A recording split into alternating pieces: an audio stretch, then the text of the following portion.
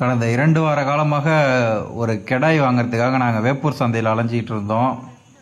போன வாரம் வந்தோம், ரேட்டு கட்டுப்படி ஆகலை, அதனால் வாங்கலை. ஸோ இந்த வாரம் போயிருந்தோம். அதே கொடியாடு கொண்டு வருவார், இந்த வாரம் கொண்டு வந்திருந்தார். அதை பார்த்துக்கிட்டு இருந்தோம். ஓகே மாதிரி தான் இருந்துச்சு. ஆனால் இந்த தடவையும் விலை 8300 சொல்லிக்கிட்டு இருந்தார். ஒரு கால் லைட்டாக தாங்கி தான் நடக்குது, எந்த அடியும் இல்லை. சரின்னு சொல்லிவிட்டு நாங்கள் ஒரு 7000 கேட்டோம், அவர் கொடுக்கவில்லை. திரும்ப சந்தையவே ஒரு ரவுண்டு அடிச்சுட்டு